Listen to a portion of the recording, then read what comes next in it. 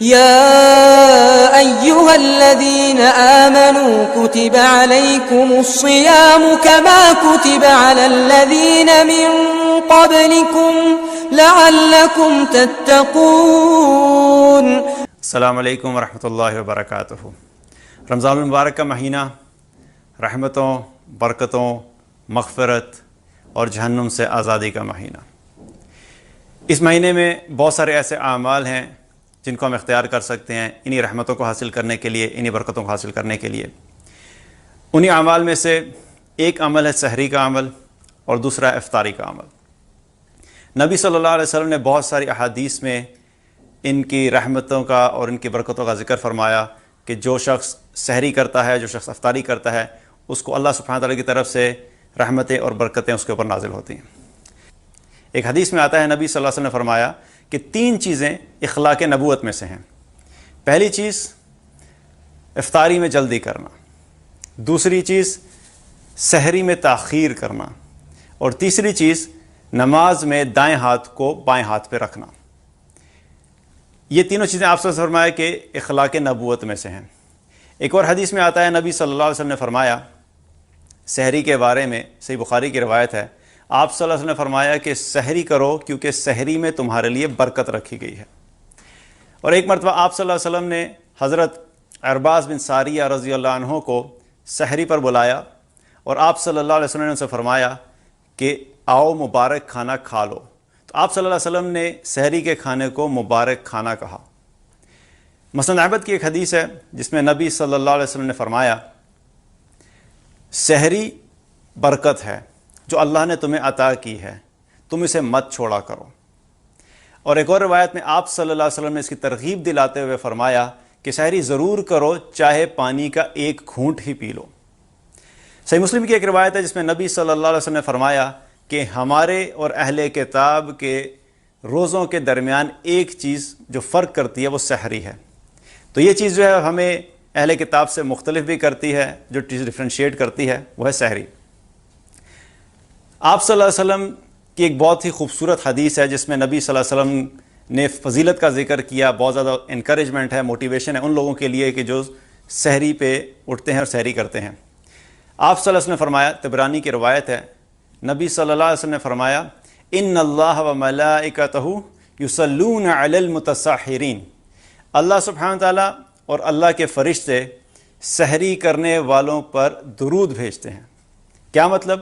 کہ اللہ کی طرف سے رحمتیں اور برکتیں ایسے شخص پہ نازل ہوتی ہیں اور اللہ کے فرشتے ایسے شخص کے لیے مغفرت اور رحمت کی دعائیں کرتے ہیں۔ اسی طریقے سے آپ صلی اللہ علیہ وسلم نے جب سحری کے کھانے کی بات آئی تو آپ صلی اللہ علیہ وسلم نے کھجور کے بارے میں فرمایا کہ کھجور بہترین سحری ہے۔ ہمارے ہاں تو پراٹھے بہترین سحری سمجھی جاتی ہے، اور پراٹھے بھی نان سٹاپ جب تک نہیں ملے تب تک ہمارا بھی مسئلہ حل نہیں ہوتا، تب تک ہمیں سکون اور تسلی نہیں ہوتی۔ تو پراٹھا ضرور کھائیں، پراٹھا کھانے سے منع نہیں کیا جا رہا، لیکن کھجور کو بھی اپنی سحری میں شامل کر لیں، اللہ کے رسول صلی اللہ علیہ وسلم کی ایک سنت بھی پوری ہو جائے گی۔ اور پراٹھے کھانے بھی ہیں تو اعتدال کے ساتھ کھائیں، اپنی زندگی کے آخری پراٹھے سمجھ کر مت کھائیں کہ بس اس کے بعد شاید پراٹھے نہیں ملیں گے۔ اعتدال کے ساتھ کھانا کھائیں، اس میں کھجور کو ایڈ کر لیں تو انشاءاللہ تعالی سنت بھی پوری ہو جائے گی اور صحت کے لیے بھی بہتر ہے۔ اسی طریقے سے نبی صلی اللہ علیہ وسلم نے جیسے سحری کے بارے میں بہت زیادہ ترغیب دی، اسی طریقے سے افطاری کے بارے میں بھی آپ صلی اللہ علیہ وسلم نے بہت ساری احادیث میں ترغیب دلائی۔ صحیح بخاری کی ایک روایت ہے جس میں نبی صلی اللہ علیہ وسلم نے فرمایا افطاری کے بارے میں کہ لوگ جب تک افطاری میں جلدی کرتے رہیں گے تب تک بھلائی پر رہیں گے۔ جلدی کرنے سے مراد یہ نہیں کہ کھانے میں جلدی کریں گے، جلدی سے مراد یہ ہے کہ جب افطاری کا وقت داخل ہو جائے تو اس میں تاخیر نہیں کی جائے، اس میں ڈیلے نہیں کیا جائے، فوراً افطاری کر لی جائے۔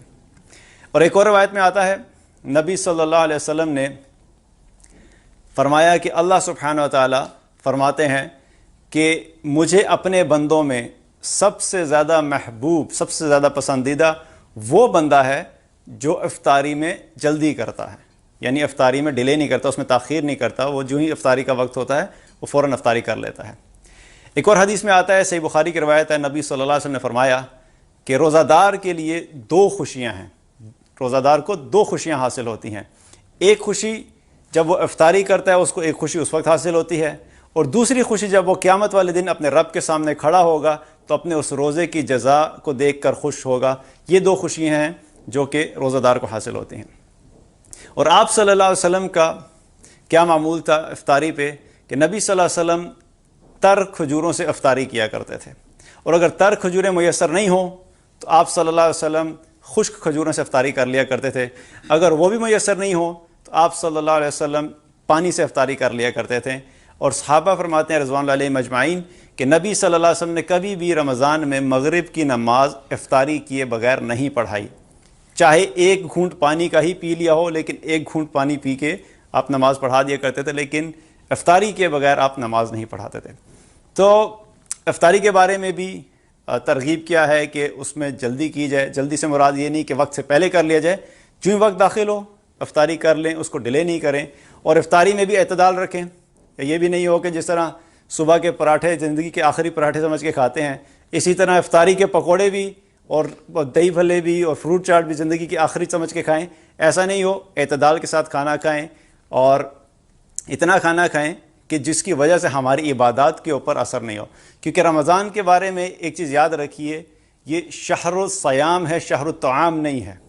تو یہ روزوں کا مہینہ ہے، کھانے کا مہینہ نہیں ہے۔ کھانا ہم نے اتنا کھانا ہے جتنا ہماری عبادات میں ہمیں وہ ہیلپ آؤٹ کر سکے، سپورٹ کر سکے، نہ یہ کہ اتنا کھانا کھا لیں افطاری کے اوپر کہ پھر کرین بلانی پڑے، بندے کو اٹھا کے لے جانا پڑے، بھائی قیام اللیل کے لیے کھڑا کرو۔ تو اعتدال کے ساتھ اپنے کھانے میں بھی اعتدال رکھیں، لیکن اس کے مقصد کو سامنے رکھیں۔ لعلکم تتقون، مقصد رمضان المبارک کا کیا ہے کہ تقوی حاصل کرنا ہے۔ تقوی حاصل کرنے کے لیے سحری اور افطاری میں جو بھی کھانا اعتدال کے ساتھ کھائیں گے انشاءاللہ وہ ہماری عبادات میں ہمیں ہیلپ آؤٹ کرے گا۔ اللہ سبحانہ تعالی ہم سب کو اس خاص مہینے کی برکات عطا فرمائے اور ہمیں زیادہ سے زیادہ تقوی حاصل کرنے کی توفیق عطا فرمائے۔ السلام علیکم ورحمۃ اللہ وبرکاتہ۔ يا أيها الذين آمنوا كتب عليكم الصيام كما كتب على الذين من قبلكم لعلكم تتقون